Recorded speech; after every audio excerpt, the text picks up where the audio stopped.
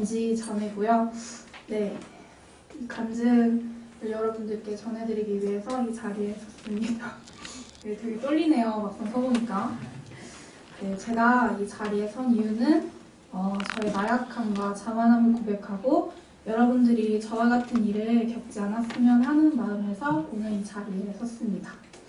네, 사실 창피한 고백이지만 저는 얼마 전에 신천지에 빠질 뻔했습니다.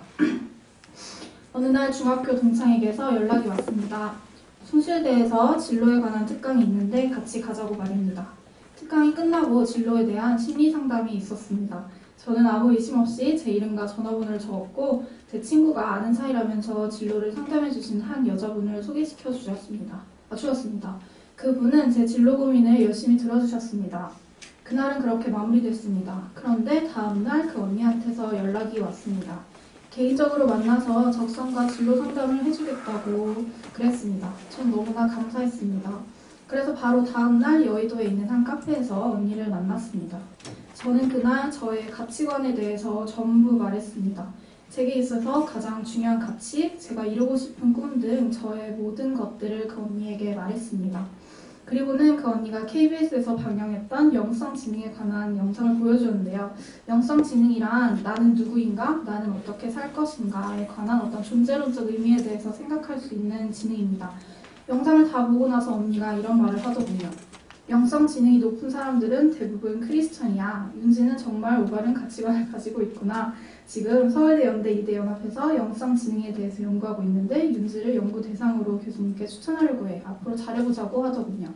저는 너무나 행복했습니다. 평소 크리스천으로서 자부심을 가지고 있었던 저는 크리스천식 가치관을 높게 인정받은 것 같아서 너무나 행복했고 제가 세상에도 멋진 크리스천으로 변화될 수 있는 기회를 주신 것 같아서 하나님께 감사했습니다. 하지만 지금 생각해보면 크리스천으로서의 자부심이 아닌 특권의식으로 가득 찬 자만이었습니다. 또한 세상에 보여지는 모습을 변화시키려고 했던 제 자신을 높이려고 했던 자만이었습니다. 그리고 두 번째 만났을 때는 지금까지 살아온 삶에 대해서 또 모든 것을 말했습니다. 어렸을 땐 어땠고 예수님을 만나게 된 계기는 뭐고 가족, 친구들 사이에서의 관계 등 진짜 저의 전부를 말했습니다. 심지어 저는 평소에 제 동생에게 가지고 있었던 미안함에 대해서도 얘기하면서 울었습니다. 지금 생각하니까 너무 바보 같은데요. 네, 그리고 대망의 세 번째 만남이었습니다. 이때부터 성경책을 꺼내기 시작하더군요. 하지만 이때까지만 해도 저는 의심하지 않았습니다. 영적 변화에 관한 프로젝트니까 당연한 거라고 생각했습니다.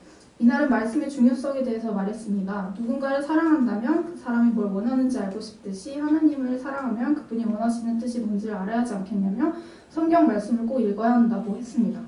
평소 성경 말씀을 소홀히 했던 저는 진심으로 반성했습니다. 그래서 성경 공부를 통해 말씀을 더더욱 알아가야겠다고 다짐했습니다. 이상함을 느끼기 시작한 건 5번째 만남이었습니다.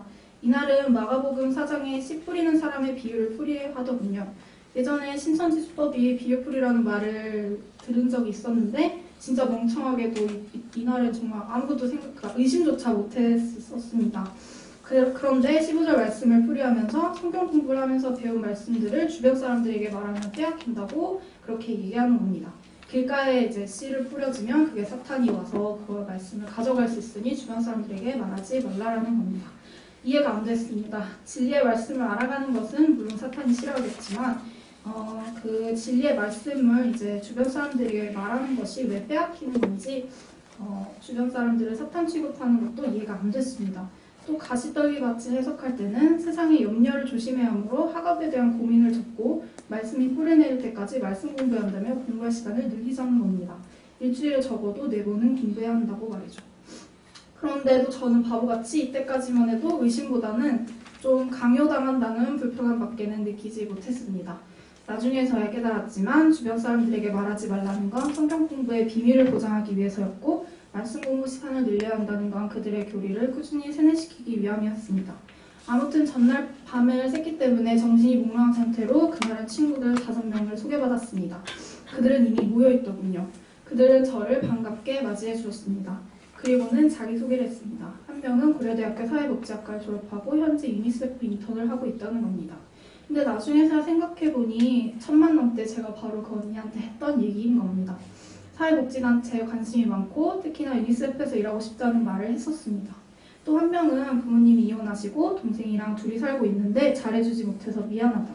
동생이 아직까지도 하나님을 못 만나서 안타깝다고 그런 얘기들을 하는 겁니다. 그것도 언니에게 했던 제 얘기였습니다. 물론 부모님이 이혼하신 건 아니지만 집이 어렸을 때 이제 부모님이 많이 싸우시던 모습이 기억난다고 그 언니한테 얘기를 했었습니다. 또 어렸을 때 제가 동생의 길을 너무 많이 죽여가지고 동생한테 아직까지 미안한 감정이 남아있다는 것도 얘기했었습니다. 그런데 제 공감대를 살려고 제 얘기로 거짓말을 쳤던 겁니다. 사실 이걸 깨달았을 때는 정말 많이 화가 나고 배신감을 느꼈습니다. 그리고 제 얘기들로 아무런 죄책감 없이 거짓말을 하던 그들의 모습이 무서웠습니다.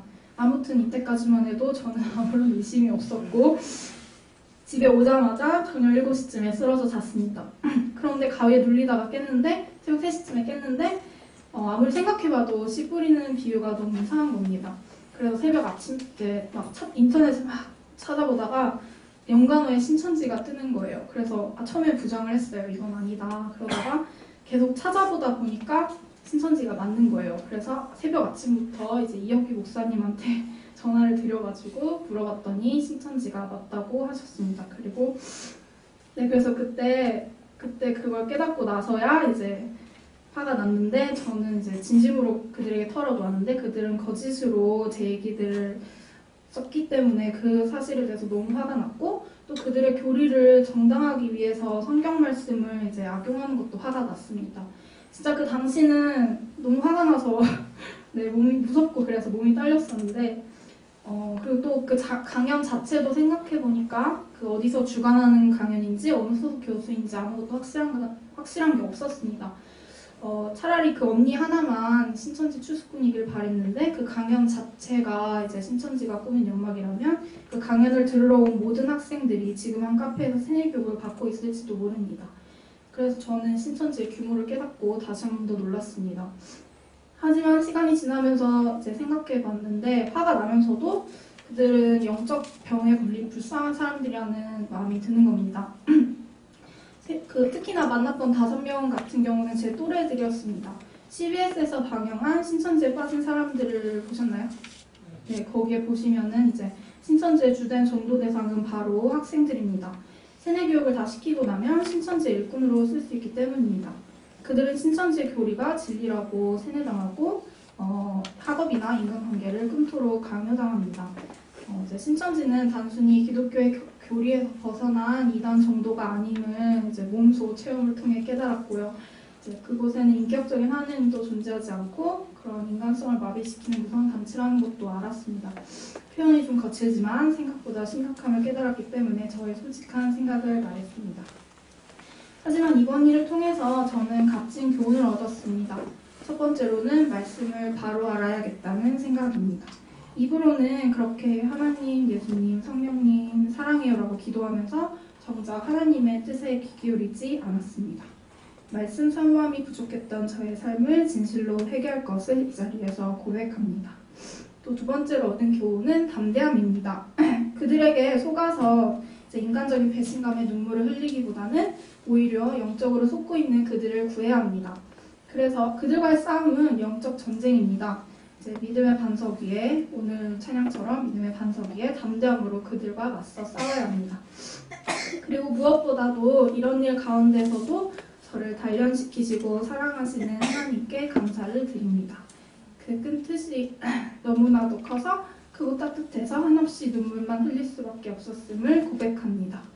네, 그래서 이제 마지막으로 여러분들께 드리고 싶은 말씀은 여러분들도 나는 이단에 빠지지 않겠지라고 그럼 절대 방심하지 마시고 항상 각성하고 조심하셨으면 좋겠습니다.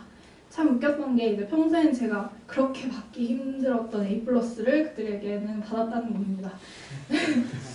그냥 창피하지만 그들에겐 제가 A+그 대상이었나 봅니다. 여러분들은 그들에게 평가조차 받을 수 없는 낙제점 F를 받으시기를 바라는 마음에서 간증을 마치겠습니다. 들어주셔서 감사합니다.